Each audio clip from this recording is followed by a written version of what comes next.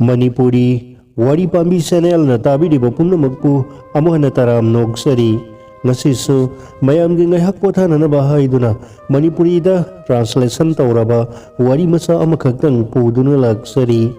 wari masa sigi maming hui amakhak wari masa sigi aiba Kalindi Saran Panigrahi wari masa se amuk ngaihaktang taminarasi Zoli amadi Albion makoy ani ase angang oiringay dagi marup oina luna tinarai matampum na magta makoy ani ase ngaihaktang paubotana de Albion di English Greyhound ni magi mama mapado England dagi ni aduga magi maming adum na kaubani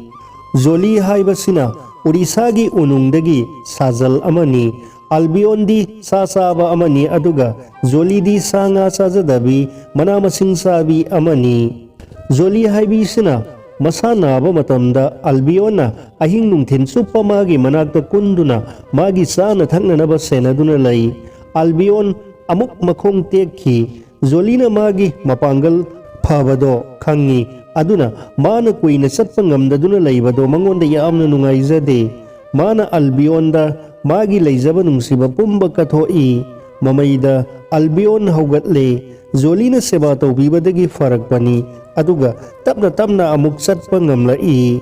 basanta rituna laklabada lairang na sinba thungna phugay na maikay thungna salagpakan marup aniyase makhe lang na angauba dauna lakna fana sanay siyan mo matamdadi Albion di Thori dauna laimai gi paring da sab tingthokpa dauna magi makhong makhut singado magi haksang aduga amata oi adubu Zoli na siyanbadi Paris ki jagoi adumakni magi makhong ado laibak ta dana ahangbada tawbugummi zamindar aduna sa aniyase yamna luna tawi nongmagi thabak kanna sururaga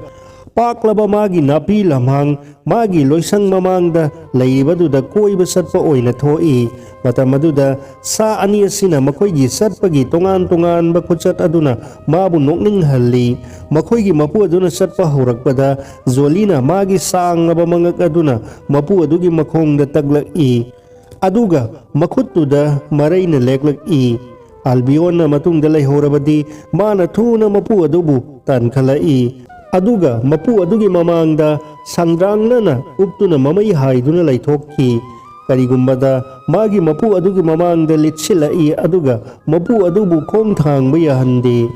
Zoli amadi Albion gi marup amana zamandar gi luna tawjaba masanupi aduni mana matam ayambada sa marup aniyasiga loina duna lay mabu senabi aya amana makoygi napi asangba lamhang adudagi koiruraga purakpa matamda Zolina tapna thangba khongthangda changsilaklaga mangak ado thingzilai nupi masa aduda Albion su magi mapang oina inarai aduga magi mapu nupi masa ado pena naba zat ki thabak tawsilai Police ki Deputy General oiba magi liraba marup amana pau tharai magi nupi angang puduna Christmas manungda sadan bakhongchat ama lakani maram aduna atithi thungpham sangado sengdokle amadi dambur mayam ama umangda satuna khalluraga numit marini gi mamangda sem sakre katakta mi thaduna pot masak mathum mayam ama langhalle minai mission mayam ado mikup amata kangdana pothahandana naibada makhoi loina magi matungda mabu sairami mahakna fanasangna magi maru oiba atithi ado okna naba satkhi sahep ado matam sana lakle yumbu oiriba madi marup aduga magi nupi aduga unaba phangbaduda harau mathoi kazai pangthokkadawriba thabak ado lepthoknari atithi sing ado atithi sanglenda laihalle mathang numit ki ayukta breakfast loibaga umang tamna khongsala si lepnare Sikar tauba satlusi leplariba mafam ado zamindar adugi mayum adudagi mile 13 muk lapnani madugi akoibado mi pongka itataba natte sak thongba khangsma sing amadi tengbang ba minai sing di mangjaunana sana thaknana ba thong thaklaga masang mathum puduna salhan khrabani atithi sing ado zamindar adusu DIG adugi sikar tawbada sinanaba hui ani su amadi Albion ga Zoli ga su makoy gi tungda kar tonghanduna pui मदुदा जोली पुबा दरकार इओई ओइदबनी अदुबु शिकार चटपदुदा अल्बियोनदी कानगनी अदुगा जोली पुरीबदुदी मागा लोइना दुना नुंगाइननबनी मरमदी असोय फौगदंग चथोकुरबसु मा जोलीगी मनाक्ता हेक्ता हंजिनिंगनी युम्बु नुपी मसा अदुगे अयाबसु लौरीबनी मखोइबु पुबु यानबा माना मपादा section सिनरई मदुदी मखोइ अनि अदो नुमित हुमनीदगी हेना पुबु यारोई अदुबु हराउ तयाम्ब क्रिसमस की इरांगदा ताउदुना नुमित मंगानी अदो हौखिबा खंगौदे असिकपा उमंग अदुदा अतिथिसिंग अदो असुकी मतिक फजब सेवा तौबिख्रे मदुदी सहरगी सरांगनबा अदुदगी खरा थैदोक्लगा लैबदो ओथोकना मता अमा ओइना नुंगाइख्रे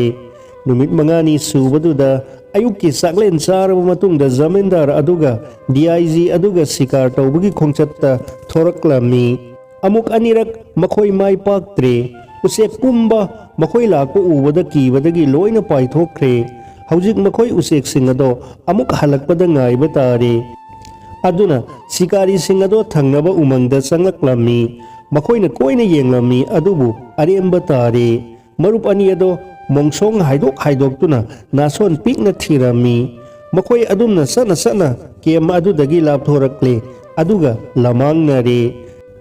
नोंग मंगसिलक्तुना अयिंगबा नुंगसित हुमलक्पदगी मखोई हल्लसी हाइदुना माई लैरक्लामी नोंगसु कन्ना मंखलक्लामी अमदी ममसिलक्लामी नोंग तारक्त्रिङैदा माइन मरी लापना लैहोरिबा मखोइगी केम अदो यौबा ngamgadaba मालक्त्रे नोंग अदो मखोइदा हिथरक्ले यामना वाना मखोइ अनि लंबी अदो थीदुना लाखी सोरना सदौ थोंगलबा मतमदा मखोइगी दंबुर खनबा संग अदो उसिन्नासिना यौरे मतम अदो नुमिदांगी पुंग निपान तारे अहिंगी सरा साननबा करी अमता सिल लांगलमद्री मरमदी मखोइगी खोंचत अदुदगी फंगलक्पदो थोंगदुना चानी हाइना खल्लुबनी अदुबु लाइबक थीबदी उसेक अमता फावबा हेक कापा फंगलक्त्रे मखोइदी हयेंगमक्सी मफम अदो थादोक्तुना चटननबा लेपनख्रबनी जमींदार अदुगी मयुम अदो केम अदुदगी माइल 13 मुक लापलिबनी असुक खाक लाउरबा नोंथांग कुप्पा मरक्तुदा चानबा खरा थीरुगदबसी कदाइदनो मयाम पुम्नमक करी तौगदगे खंगदना युंगदुना लैरम्मी ngaiha khantharuраga sahebtuna khonthok ama thoglai ahingi sara se karam haina sinba yani haibase ai wakhal ama lakle kamdau seva yumbu aduna hainingdana khumlai nang yaningadra khangde nangna yamna marang kaina numidangi sakle lama oihalage hairabadi nangna sa ase mahut ama sindoklamadi kamdawi nang kari khali aina haibase sahebtuna hairaklammi अहनबदा जमींदार अदुना साहेबतुना हाइबदो करीनो साजिनबा ngamlamde साहेबतुना वादो हाइबा लोयरपदुददी मादी स्वाइ लावी अदुबु खंथफम खंगदना हाइदोकलुई याइने माना यामने इकाई खुमनजबा अतिथि मरुप अदुना हौदोरक्लिबदो मा तंगाई फदना याबा तारमी अदुबु जोलीगी ममिंग हेक पलकपदुददी मथमोइगी मिहुनदो इपाई होरक्लमी जोलीगी यामना नुंगसिबा वारी अमा लई मदुननी जमींदार अदुना माबु यामना लूना तौरिबसे सा अमोमसे थेंगरखिबसे माना यूरोपियन मरुप अमगी ममांग नोंगमई खुच्चुम्बदा हाइसिंगबा उत्पा मतांग अमदा मंगोंदा चेंसिलखिबनी मता मदुदा मादी ममा अदुदा खोमथक्तुना लैरंबनी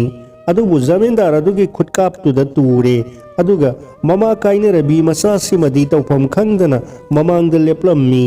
जमींदार की मीसिंग अदुना मंगोंदा चेंसिनबदा मादी कुरई अमा फावबा लेंगदना लैरम्मी मागी दमक्ता पाम्बोम तिंगबीननबा ममा अदु लैरी मराल अमत्ता लैतबा मियेंग अदो जमींदार अदुगी थमोइदा पानखिरमी अदुना नुंगसिबा अमा पोखिरमी नोंगमतसु माना खल्लुबा लैते मदुदी महाक्ना मसिबु हातुना चिंजाक ओइरकनी हाइबसे अदुबु असुक इकाई खुमननिंगाई ओइबा अतिथि असिना हाइबसे करमनसु यारोइदगे मतमदुददी अल्बियोनगा जोलीगदी ममाई ममाईदो तकनरदुना निंगाइदना तुमली तौरिबा मतौ अदुदी कनासु अल्बियोनगी मनाक नक्लुबा मतिक नत्ते मरु ओइना माना जोलीगी मनाकता लैरिङैदा मिनाई मयाम मरक्तुदगी मादिया नत्तना अतैना ngamgadaba natte मादियाना मागी मपुगी याथंगनिको हाइदुना योली फारुबा तारी मादियागी खोंथांग makonda albion ado ngangladuna haugalai adubu madiani khangbada ngangbado lepki adubu zolibu singduna pukhibada albion tumina lairamde mana asauba phudoktuna zoligi tung inarai mamaida madiana mabu mangakta yoling thangjilami phana hai singba ama oijarabasu albion zolibu namduna matam asuk sadaba madiana singduna karigi puribono khangba ngamramde madiana albion bu phazile aduga zolibuna khangsma singda sinarami albion tawriba matawado singnarabasu sapleptuna lairami sayap aduna magi hingsabagi lamchat ado phuduknana ba sem sarami thangmai mangalda mana pairiba thang ado irang langlami nongmai maru ama manghangadabagi saruk ma sa ado hingna kakpa pamlamni sahib tugi makhutta thang ama paibado ubada albion gi singnabado hengalaklami dig aduna thang ado phenglami aduga phamlambadagi haugalami yenge haiduna yenguba natrabasu zamindar adugi mamit ado yolida tarami mangonda phaurami zolina mangonda kanbiu haina nizabagum tawi mado tasengna tolaba minungsi selaba saktamni mahak phuk haugali aduga karigumba maram amagi malhallaga ten manungda sangaklami adubu albion di khangi zoligi tolaba wakat ado magi mapu aduna mamai leithokhibaduda nungsiba marup adugi mathamoi sokhallammi makhutta thang pairiba sayap adugi matau mana tawgadawribado albion taseng na ure mafam aduda hameng amadi saji kaya hatuna semba ma yamna ukhre haujingna maga sanajabido madugi maraibakto thokadawre mana pulliba joling ado sikthatuna nanthokcharami aduga khangsama ama sayep amadi minai singado maikai khangdana senarami tenado tamna zamindar aduna magi atithi duda pantharaganu thuna pangthoklo hairaga tainafam khangdana madiada asau bolami adubu wahai singado thamoigi khoisaunabdugi konthok oina tawi mapan thonggi asaubodo natte albion sikraba madiana mabu u amada punsilami amuk hanna dig ado sanglakle aduga lakna duna albion da thang ado ulli aduga zoli tamna sangsilami zamindar aduna amuk hanna huran duna zoli tamna yenglami maduda mabu kanbiu haina haijabagi magi miyeng ado urami mana hugatuna magi atithi aduda kaino ama haige tawrui aduga mathanta phatha zarami aduga mafam ado thadokuna chen khrasira haina mahak khanki adum tawrurabadi sayeptuna ba phattaba ama khankhiba yaiko khanduna phamtharami hanagumna tawribado udananaba ma rumal amana mamitsu khumjinjarami albion gi thamoi phuktuna kaplaurakpado magi nakong yaisilami masigi kapasigi marakta sainana khangamdaba sor phungalaba naheba amasu tarami mado magi thamoida tasona lenglame mado zoligi makholni mana rumalado mamittagi lauthokpada uba phangi pumnamak loiramle numidangi saklen tebalda thamlarabada magi thawaina laurakhi zoligi sadomado sarunu thanungdadi lanbungni adumakpu yamna laksen jaraga mayam phaminaduna matum amatangdi yotkhi wakhalna phumangna haladuna ma tumpham kada khong thanglakhi adubu ma tumthabadi yaramde mana urakhi ma umangda koina satli nonglai horaklami amambana khudum chansenkhre madugi ningsingningai oiba numit yungba matamado mama ado nongmai maruna tuhalle sokhalle adubu maral laitaba angang adudi saplepli karibatana chungdana adudagi amuk suksuna amambada marup ani ado lengjumda rifle yanduna kemta satpa saheb tugi hingsabagi minok ama nokpado makuta thang paiba aduga zolina kanbiu haina lauba inungna ngalaklabada makhoi yumlomda halakle magi atithi singado makhoina tawbiba sebada peladuna numit adumaktada mayumda hankhre madiana sormapi ama honduna lakhi albion do lamsang ado singduna porakhi magi mapu aduda pau tamlai hui ado sirage makhai mafam ado thadoktuna chattananaba tawkhi haiduna mapu adudi naitom wakhalda ungduna phamduna lai वा मखा तादना मादियाना तुमिन थोरकले जमींदार अदो फमदुना उंगदुना अदुम लई मा मसामक हिंसाबा अमगुम खल्ले इस आई इसा से तुकुचरे अकनबा हाइबसे असोनबसिंगु खुदुम मखादा थंबदुरा अदुगा माबु नुंगाइनबा हत्पी तुपीबदुरा अतोपा अमा हिंगनबगिदमक्ता अमबु हत्फम थोकप्रा मागी मतुंगदगी खोंजेल अमना हौना लाउरई जोलीदी कदाइदा चटख्रे माना लैथोकपदा उरमी मागी सही मरी सूरबी मसानुपी अदो माना हंगक्लिबदुगी सब सावा पाउखुम मागी लैते मा फुक हौगलमी अदुगा अंगांग अदो सिंसिंदुना मथबाक्ता कोनसिलमी माबु थेमनदुना हाइरई मा लई आदा मा लइये इबेमा अदुबो अंगांग अदुदी मदो ताब कौबा लैत्रे माना तमथीबा सक्तम पुथोक्तुना मखया चिक्तुना हाइरई नंग नसिन थीबनी साहेबतुना माबु हत्पीख्रे हाइना मादियाना हाइ आई साहेबदो हातकनी मपा अदुना असाउबगा अवाबगना थुमहत्लबा अंगांग अदुबु फाथबा ngamlamde तौफम खंगदना ममित्ता इरासेलदुना साइरुंगदा पी सिंथरदुना येंगदुना लैरुरगा फमुंगदा संगदुना हिपथरगा थामोय कायना कपलमी अदुबु जोली कदाइदा चटख्रे हाइबा वहंग अदो थनुंगदा इहौदुना लैरमी फाथबा ngamdana माना वहंग अदो मसामक्ता हंगजरगा मसामक्तु येंगजै जोली की तेंथाना ओइखिबा सदुम मसेट माना योटखिबदुना मागी सिंगली पाबन नुंगदा नैररी महाकन्ना अना लोइरे हप्ता तरुक अरुम लाइहौ तौदुना मा कोक मोनगा ताइनरे हेन्ना कंसिलक्ले ममैदा मा नाबा फरक्तुना अमुक हौगतले यूरोपियन सिंग लाकपदा मिथुंग संगलेन ओइबा अतिथि संग अदो अना लायेंग संग सिंगी संग ओंथोक्ले जमींदार मयुमदा सा साबा पुंथिंग थिंख्रे अदुगा ngमखै अदुगी मनुंगदा सजी शिकार तौबा हातपा थिंबगी हुकुम थोक्ख्रे आल्बियोनदी करीमत सोखिद्रे मा नुमित चुप्पा सरा हेले अदुगा जमींदार अदुना नारकपा मतंगदा मा नानथोक्खिरामी मादियाना थीबा चलुबदा मादी जोलीबु हत्पीखिबा मफम अदुदा मनातोना तक्तुना लैरंबा थेंगनखि मफम अदुदनी मागी नुंसिजबा मरुप अदो हत्पीखिबदो